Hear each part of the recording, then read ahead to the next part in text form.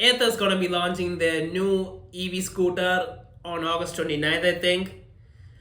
And this, I think it's gonna be a big deal for Ather and for people who wanna buy EV scooters because the Ather scooters, they were good. They felt well made. They didn't have any heating issues and with the battery like some other brands. And the only thing they had good range, and the only thing that was really holding them back was the pricing. And well, the pricing was high, but it was understandable. They were a startup. They weren't a traditional brand that existed, so they had to price them as high as they were.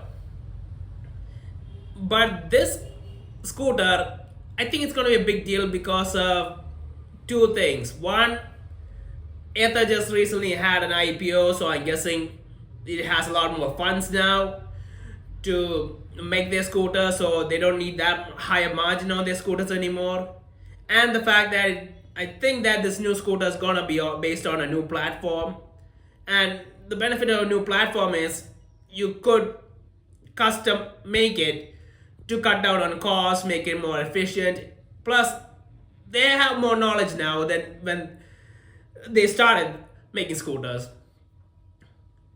And because of all these things, I feel like these scooters might be really cheap.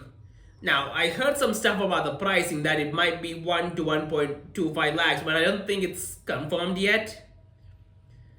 But that pricing, honestly, it could happen because when you look at the Arista, which is probably the scooter that's going to be more similar to the Konark, oh yeah, that's what it's called, the Konark.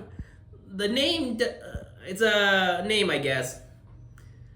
But when you look at the Rista, the Rista has two battery packs: the 2.9, which has 123 kilometers of range, and the 3.5 or 7, which has 160 kilometers of claim range.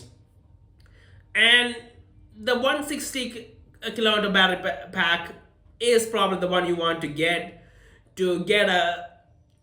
a somewhat reasonable range of 100 plus kilometers, because you kind of need at least that much range to make it a scooter that you can just use without thinking too much about charging daily.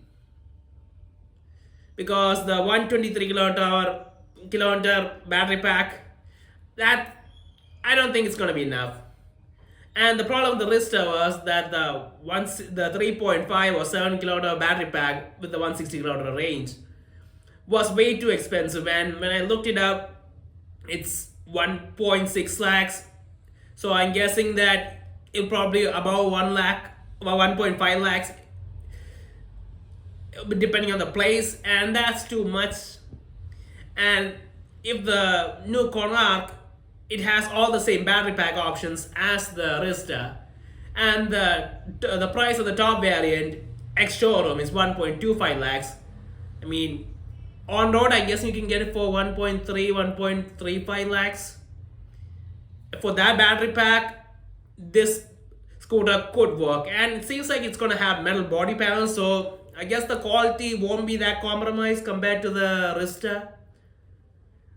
And because of all this, I think Ather's gonna have a good year in terms of sales. And for people who want to buy EV scooters, this might end up being the default choice for what it's offering.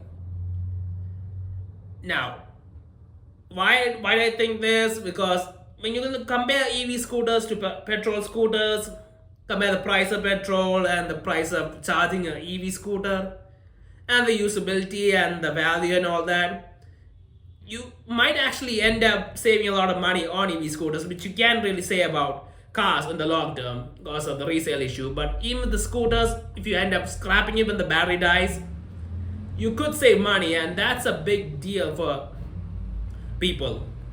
And because of that, this could be huge, and I'm really excited about this scooter.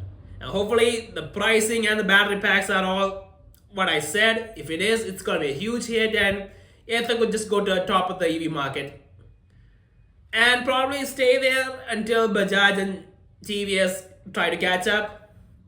But yeah, I'm very confident about this product if the pricing and the range is there.